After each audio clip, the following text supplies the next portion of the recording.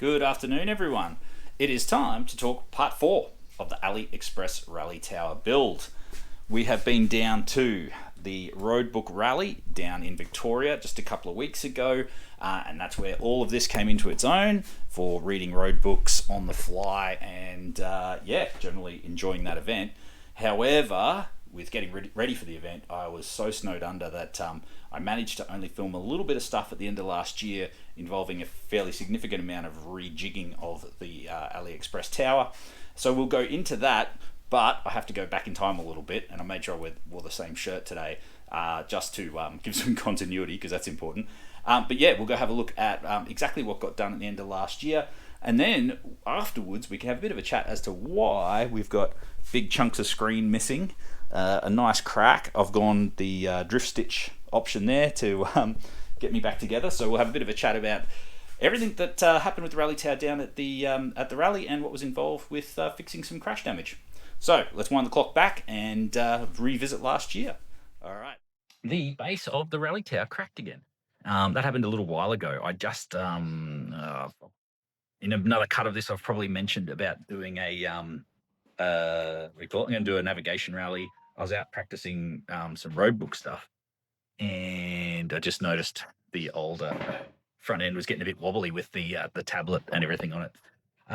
And yeah, the re-welded base basically cracked along the weld. So let's see if we can show you that. I've got this is the part here, but let's have a look. Hopefully you can see, I've got the light on I've got a new GoPro as well. That's the other new thing. Anyway, maybe you'll be able to see there that there's a crack up that weld and a crack on that weld as well. Let's try and get the light in there. Yeah, new GoPro. Got the lighting. This is all getting a bit professional, isn't it? Anyway, I didn't want to bother, trying to patch this one up. So I gave up on sort of trying to do this myself because I'll be honest, it started out as a plan to be like, this will be an easy way to, get this sort of rally tower thing happening. But anyway, it hasn't been ultimately. And so I handed the whole thing over to my, good peeps there at Atard's, the fabricating guys who actually had a crack at welding it up for me.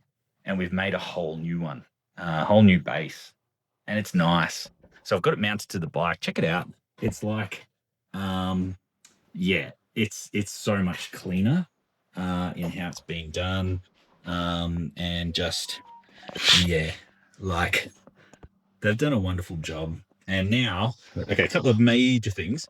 So it's now mild steel instead of stainless. So that'll make a little bit of life easier. And for those guys, it's what they're really familiar with working on. Because what they've done, this now, all this piece, all the way here is now one piece. They went to so much effort to be able to make it that these are bends, really nice radius bends instead of welds. So it's not multiple plates welded together anymore. It's like one piece.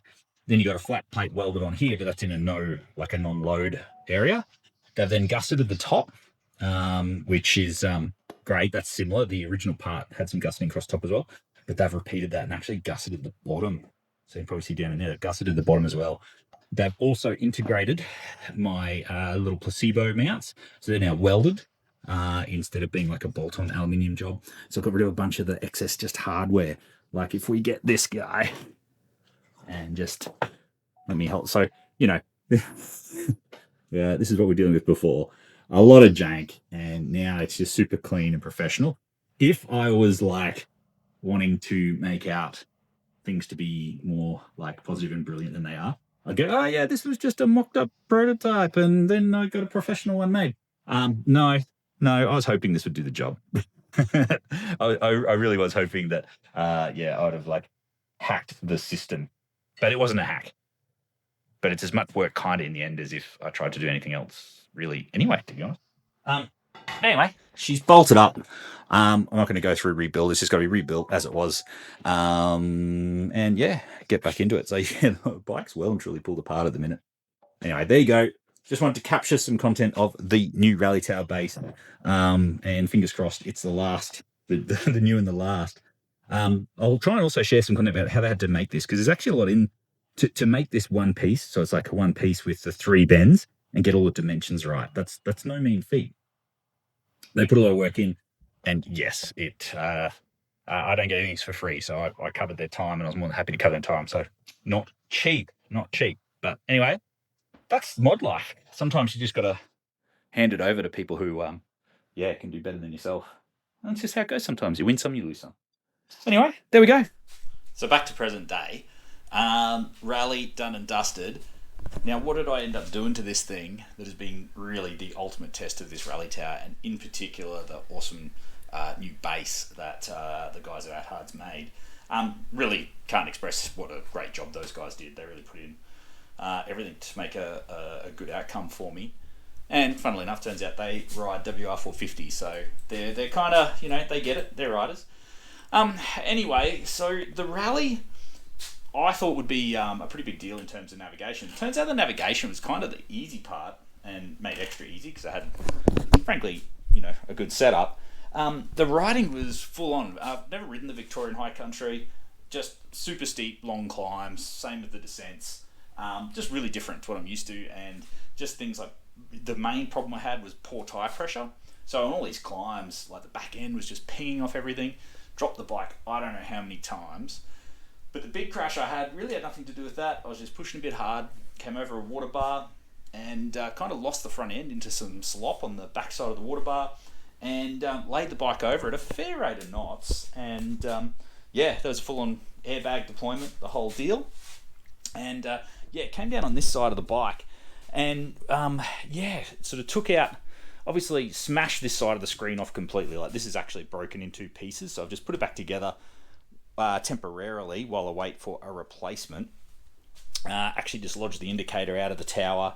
We can see some cracks in here. Cracked the Kydex there. What else? Just lots of scrapes and whatnot on the bike. Lost a reflector. Held on, thanks BMW, by just nothing more than double-sided tape.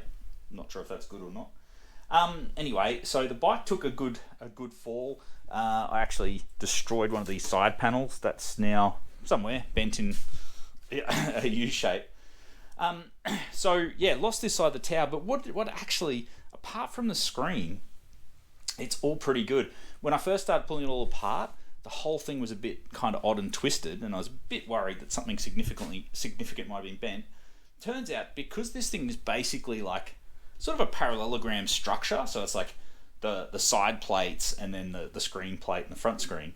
What it was kind of like just out of alignment. So all I had to do was loosen off all the main mounting bolts on each side, and then I could just square up the tower, torque it all back up, and she's good as gold. So that rally tower base that Adard's made, brilliant, no dramas at all. Now, as for replacement parts, so part of the concept of using stuff from Aliexpress was simply cost and ease of getting the bits. So I have been able to order just a screen on its own.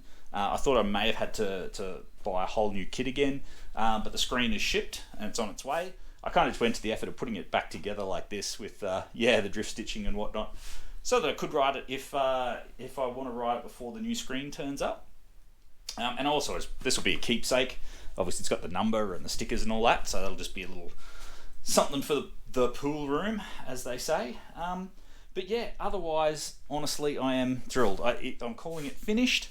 It's been built, it's been tested, it's been used in a roadbook rally, and it's been crashed hard, and it's still here. So so I'm pretty happy. It's been a fun project, one of the funner projects I've done on the bike.